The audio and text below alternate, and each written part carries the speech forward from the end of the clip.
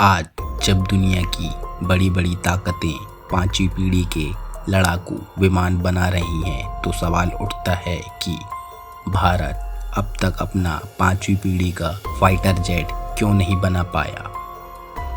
तो चलिए जानते हैं इस वीडियो में। और सबसे पहले तो यह जान लेते हैं कि पांचवी पीढ़ी के विमान होते क्या हैं।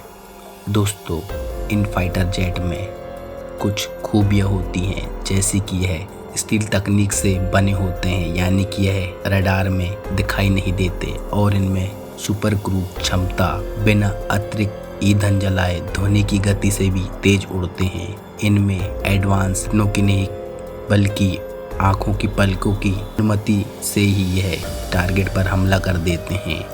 यह मल्टी रोल होते हैं, यानी कि हवा में भी लड़ सकते हैं, ज़मीन में हमला भी कर सकते हैं और समुद्र में भी दुश्मन को निशाना बना सकते हैं। आज यह दुनिया में केवल अमेरिका, रूस और चीन के पास ही पांचवी पीढ़ी के फाइटर जेट हैं। पर भारत आज तक यह विमान क्यों नहीं बना पाया? क्या कभी भारत ने नहीं की होगी कोशिश इस फाइटर जेट को बनाने की? हमेशा रूस, फ्रांस और अमेरिका जैसे देशों पर निर्भर रहता है। जैसे कि दोस्तों, आपको पता ही है कि भारत काफ़ी मेहनत कर रहा है अपना हल्का लड़ाकू विमान तेजस तैयार करने के लिए। यह एक बहुत बड़ी सफलता है, पर सवाल उठता है, यह तो सिर्फ 4.5 पीढ़ी का विमान है और जिसे पांचवी पीढ़ी की जेट बनाने के लिए जो तकनीक चाहिए वह आसानी से कोई भी देश हमें अपने साथ साझा नहीं करना चाहता, जिससे भारत यह फाइटर जेट अभी तक नहीं बना पा रहा है।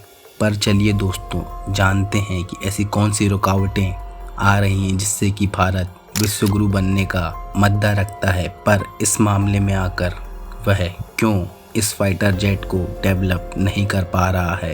तो चलिए दोस्तों, जानते हैं 3 ऐसी रुकावटें जिसके कारण यह फाइटर जेट भारत नहीं बना पा रहा है। नंबर 1 पर है तकनीकी की समस्या।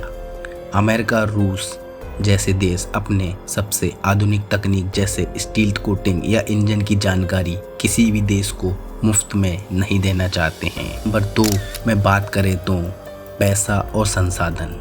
पांचवी पीढ़ी को बनाने के लिए अरबों डॉलर का बजट चाहिए होता है और इतना बड़ा रक्षा बजट जुटाना हमेशा से आसान नहीं है, इसलिए भी यह एक बड़ा रोड़ा है। अगला आता है नंबर 3, समय और रिसर्च। रडार, इंजन, स्टील सामग्री, इन सब पर रिसर्च करने में काफ़ी समय लगता है और भारत का रक्षा उद्योग हमेशा से ही दूसरे से आयात करके ही अपनी ज़रूरतें पूरा करता है। पर अब यह धीरे धीरे मजबूत हो रहा है और अपनी तकनीक में भी काफ़ी डेवलपमेंट कर रहा है, परंतु इसे अभी भी अमेरिका और रूस जैसे देशों के बराबरी तक पहुंचने में थोड़ा समय लगेगा। ऐसा नहीं है कि भारत ने कभी पांचवी पीढ़ी का विमान विकसित करने के लिए कोई योजना या मकसद तैयार नहीं किया हुआ हो।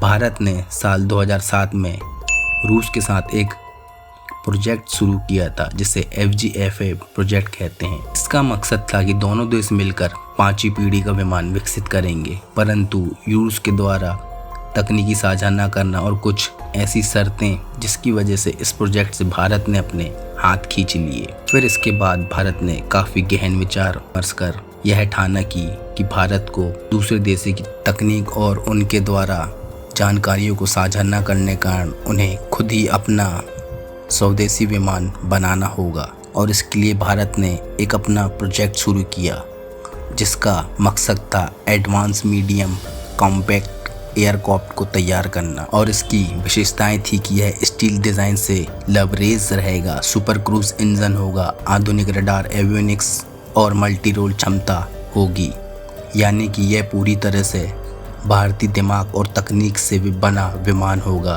पर रिपोर्ट के मुताबिक इसका प्रोटोटाइप 2030 तक आ सकता है। भले ही भारत देर से इस मुकाम में पहुंच रहा है, पर एमका प्रोजेक्ट के साथ साथ हमें नई ऊंचाइयों की ओर भी बढ़ रहे हैं। ये केवल एक विमान नहीं होगा, बल्कि ये भारत की आत्मनिर्भरता और ताकत का प्रतीक होगा। अगर यह सब योजना के अनुसार रहा तो अगले दशक में भारत उन गिने चुने देशों में शुमार होगा जिनके पास अपना खुद का पांचवी पीढ़ी का स्वदेशी स्ट्रीट फाइटर जेट जो पांचवी पीढ़ी का है वह होगा। तो दोस्तों, भारत अभी तक 5वीं पीढ़ी का जेट क्यों नहीं बना पाया? इसका जवाब यही है, देर जरूर हुई है लेकिन हार नहीं। 2030 के बाद जब भारत का एमका आसमान में गरजेगा तो पूरी दुनिया एक नया भारत को देखेगी, जो भारत की पूरी विश्व में धाक जमाने वाली टेक्नोलॉजी होगी।